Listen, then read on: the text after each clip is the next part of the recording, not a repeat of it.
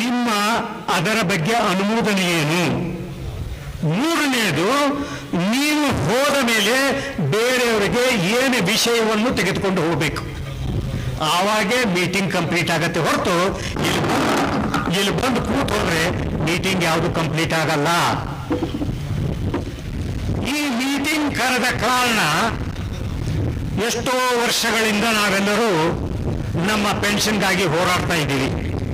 ಗೊತ್ತಿದೆ, ಎಷ್ಟೋ ಜನರಿಗೆ 500, 600, 1000, 1500 ಪಿಂಚಣಿ ಬರ್ತಾ ಇದೆ. ಅದೇನು ಏನು ಬರ್ತಾ ಇದೆ ಗೊತ್ತಿಲ್ಲ. ದಾನವೋ ಧರ್ಮವೋ ಗೌರ್ಮೆಂಟ್ ಕೊಡ್ತಾ ಇರೋದು, ಅದಕ್ಕೆ ಗೊತ್ತಿರಬೇಕು. ಅದಕ್ಕೆ ಪೆನ್ಷನ್ ಅಂತ ಯಾರಾದರೂ ಹೇಳ್ತಾರ? 1,000 ರೂಪಾಯಿ ಪೆನ್ಷನ್ ಅಂತಾರೇನ್ರಿ? ಎದಕ್ಕಾಗತ್ತೆ ಹೇಳಿ? ಒಂದು ಗ್ಯಾಸ್ ಸಿಲಿಂಡರ್ ಬರೋದಿಲ್ಲ, ನಾವು ಕೇಳ್ತಾ ಇರೋದು 7,500 ರೂಪಾಯಿ ಪ್ಲಸ್ DA.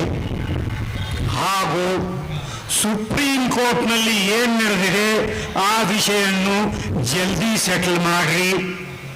ಮೂರನೆಯದು, ನಾವು ಸತ್ತ ಮೇಲೆ ನಮ್ಮ ಹೆಂಡಂದರಿಗೆ 100% ಪೆನ್ಷನ್ನು.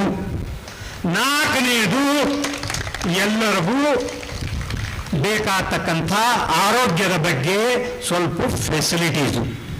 ಐದನೆಯದು, ಯಾರ್ಯಾರು ಈ ಪೆನ್ಷನ್ ಸ್ಕೀಮ್ನಲ್ಲಿ ಅರ್ಹರಲ್ಲೋ ಅವರು ಕೂಡ ಮಿನಿಮಮ್ 5,000 ರೂಪಾಯಿ ಕೊಡಬೇಕು.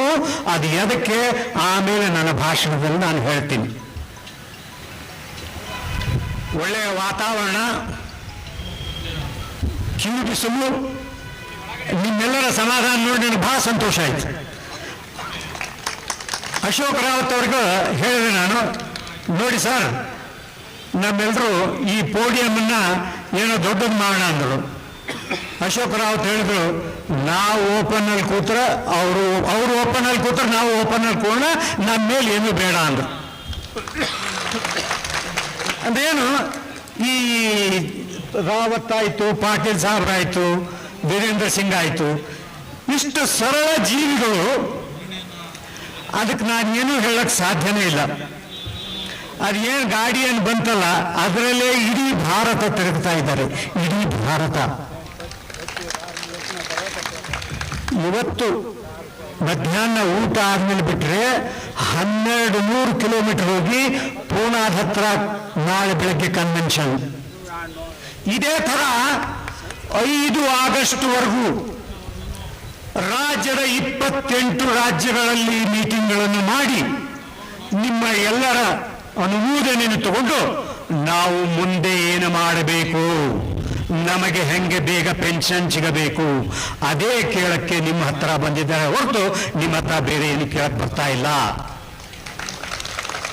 ಸರ್, ನಮ್ಮ ಮುಖ್ಯ ಉದ್ದೇಶ ಏನು? ನಮಗೆ ಪೆನ್ಷನ್ ಬೇಕು, ನಮಗೆ ಪೆನ್ಷನ್ ಕೊಡಿಸ್ರಿ. ಯಾಕೆ ಆಗ್ತಾ ಇಲ್ಲ ಇದು? ಈ ಪೆನ್ಷನ್ ಇಷ್ಟು ವರ್ಷ ಎಲ್ಲ ಥರ ಹೋರಾಟಗಳನ್ನು ಮಾಡಿದ್ವಿ. MP ಗಳನ್ನು ಮೀಟ್ ಮಾಡಿದ್ವಿ, ಧರಣಗಳನ್ನು ಮಾಡಿದ್ವಿ, EPFO ಆಫೀಸ್ಗೂ ಧರಣಗಳನ್ನು ಮಾಡಿದ್ವಿ, ಡೆಲ್ಲಿಯಲ್ಲಿ ಹೋಗಿ ಧರಣಗಳನ್ನು ಮಾಡಿದ್ವಿ. 2 ಸಾರಿ ನಮ್ಮ ಪ್ರಧಾನಮಂತ್ರಿಗಳನ್ನು ಮೀಟ್ ಮಾಡಿ ರಿಕ್ವೆಸ್ಟ್ ಮಾಡ್ಕೊಂಡಿದ್ದೀವಿ. ಫೈನಾನ್ಸ್ ಮಿನಿಸ್ಟರ್ನ ಮೀಟ್ ಮಾಡಿದ್ದೀವಿ, ಲೇಬರ್ ಮಿನಿಸ್ಟರ್ನ ಮೀಟ್ ಮಾಡಿದ್ದೀವಿ. ಹಾಗೂ ಹೇಮಾ ಮಾಲಿನಿ ಅವರು ಹೇಳ್ತಾರೆ, ಬೇಗ ನಿಮ್ಮ ಕೆಲಸ ಆಗುತ್ತೆ, ನಿಮ್ಮ ಮುಖದ ಮೇಲೆ ನಗುಮುಖವನ್ನು ನೋಡುತ್ತಾ ಇರ್ತಾರೆ ಅವ್ರು ಹೇಳ್ತಾರೆ. ತೇಜಸ್ವಿ ಸೂರ್ಯ ಅವರು ಹೇಳ್ತಾರೆ, ನಿಮ್ಮ ಪ್ರೋಗ್ರಾಮ್ ಏನಿದೆ ಡಿಸ್ಕಸ್ ಆಗ್ತಾ ಇದೆ, ಜಲ್ದಿ ಸೆಟ್ಲ್ ಆಗುತ್ತೆ. ನಮಗೆ ಯಾವಾಗ ಆಗುತ್ತೆ?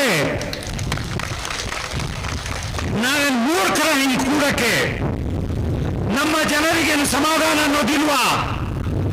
ಎಷ್ಟು ಸಾರಿ ಸರ್, ವರ್ಷಕ್ಕೆ 60,000 ಜನ ಸಾಯ್ತಾ ಇದ್ದಾರೆ.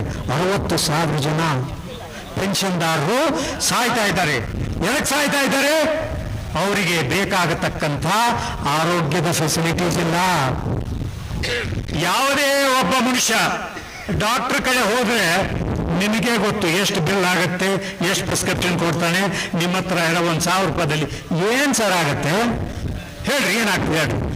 ಗ್ಯಾಸ್ ಸಿಲಿಂಡರ್ ತೊಗೊಳ್ಳೋದಾಗೋಲ್ಲ, ನನ್ನ ಆರೋಗ್ಯ ಪರಿಸ್ಥಿತಿನ ಏನು ನೋಡ್ಕೋಬೇಕು? ಅದಕ್ಕೆ ಜನರು ಸಾಯ್ತಾ ಇದ್ದಾರೆ.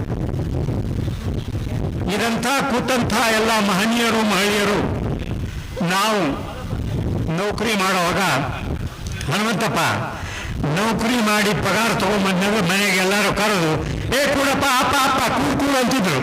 ಈಗ ಹನುಮಂತಪ್ಪಗೆ 1,500 ರೂಪಾಯಿ ಪೆನ್ಷನ್ ಯಾರೂ ಕೇಳೋದಿಲ್ಲ. ಹನುಮಂತಪ್ಪ ಯಾವಾಗ ಬಂದ ಯಾವಾಗ ಹೋದ.